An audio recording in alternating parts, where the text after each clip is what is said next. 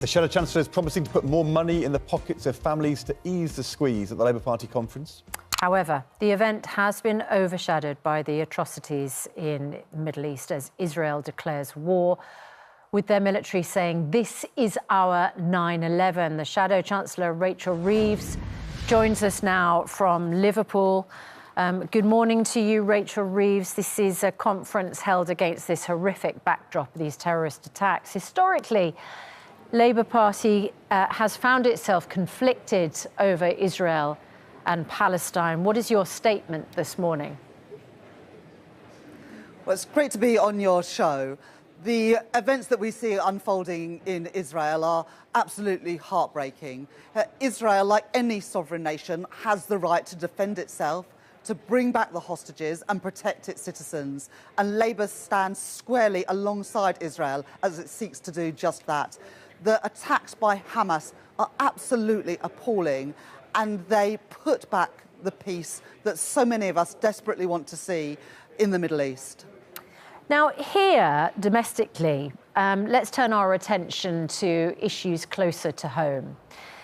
The voters, the electorate, will have heard the leader, Sir Keir Starmer, yesterday talking about how important it is to grow the economy.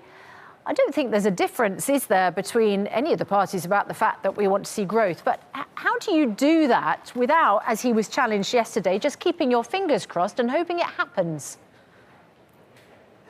Well, the big difference is that what we've had these last 13 years is chaos and instability that puts off business investment. And we've got an antiquated planning system that makes it harder for business to invest in the infrastructure that we need to see as a country. And I spend a lot of time out talking to businesses, and they say, we've got the money to invest, we want to invest, but either they're choosing not to, or, and I think this is even worse in a way, they're investing elsewhere, in America, in Asia, in other European countries, because there you've got governments that understand the need to work with business to secure the investment, secure the jobs. Okay. And I make no apologies for wanting Reeves, the investment and jobs in Britain. OK, and currently I can't hear anything different from your party than I would hear if I was speaking to the Chancellor. So what are you going to do differently? You talked about planning. What are you going to build where? Well, we have a planning system at the moment that hasn't been updated in some cases for 10 years.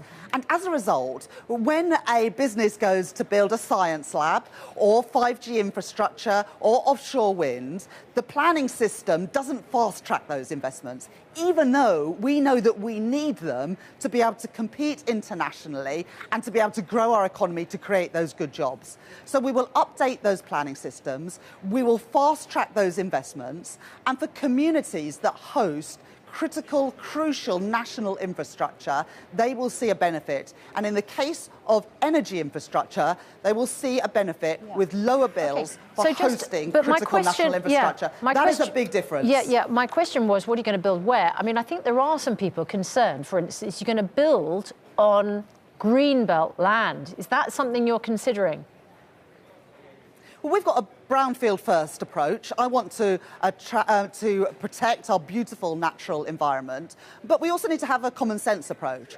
For example, in Tottenham in North London, there is a petrol station that is classified as greenbelt, and as a result, it's not possible to develop on it. That makes no sense at all when we know we need more housing in London. So I want a common sense approach, but I also want to protect our natural environment that is so important. But we have got to get building. That does mean that we need new science labs in places like Oxford and Cambridge, where at the moment three-quarters of the planning applications for those labs are stuck in the system.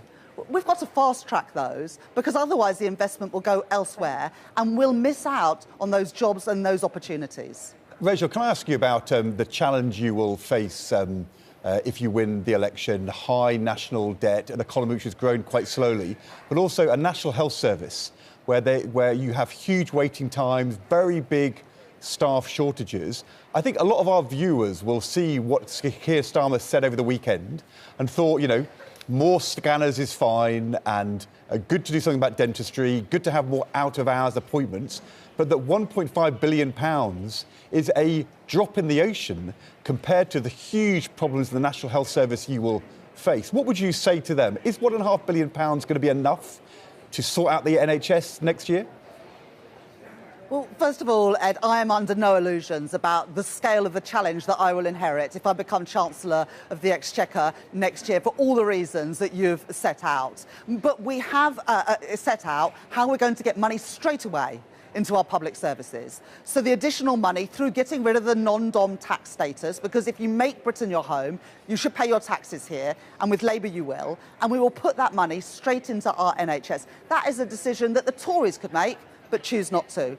It's why we will say that private schools need to pay VAT and business rates, and we will put that money where that belongs, in our state schools, improving the number of teachers, a mental health hub in every secondary school. So those are targeted investments that we would make right now based on Labour priorities. But in the end, it has got to come back to this one thing, Ed, which is growth. We've got to grow the economy, because that is the way that we both improve living standards and have the money that we need to sustainably invest in public services. But look, on the NHS, look, what Keir set out over the weekend was 2 million additional appointments in the first year of a Labour government to clear that backlog. 700,000 additional dental appointments and more scanners so that the NHS can do the job that it was created to do and treat patients when they need to. We've got a backlog at the moment of 7.7 million people. We will create 2 million additional appointments to help clear that backlog,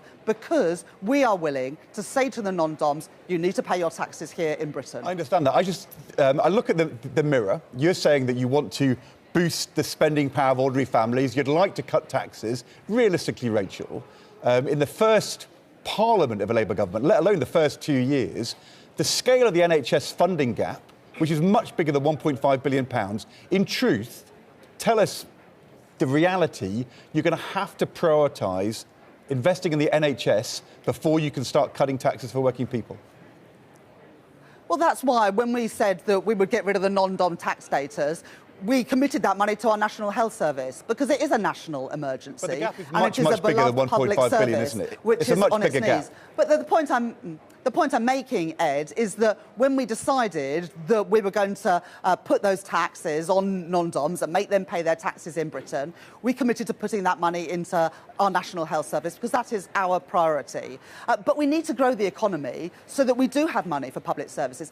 And that's what the last Labour government did. They grew the economy, which meant that we were able to invest in our health service, invest in our schools, and have the money to ensure that living standards improve, because we didn't have to keep putting up taxes.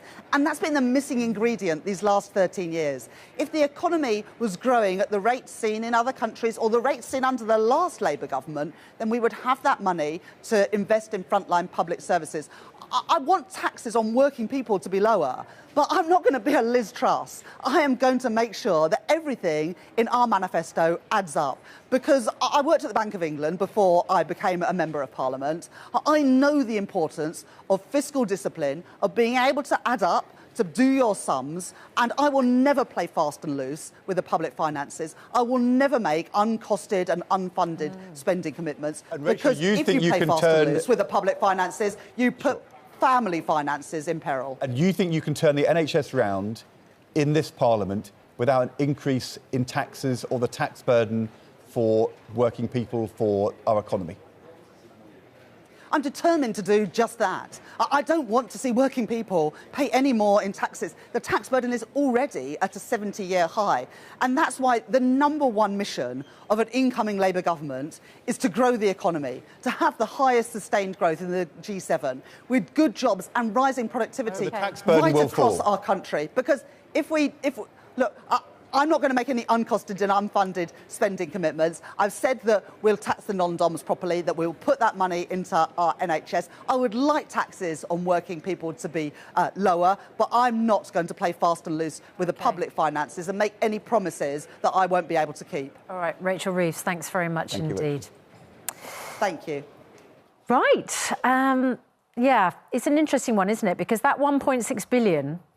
Labour first said that non-dom tax would fund recruitment and training of doctors, nurses and health workers. Now it's going to be used to cut NHS waiting lists. It has also been earmarked for breakfast clubs.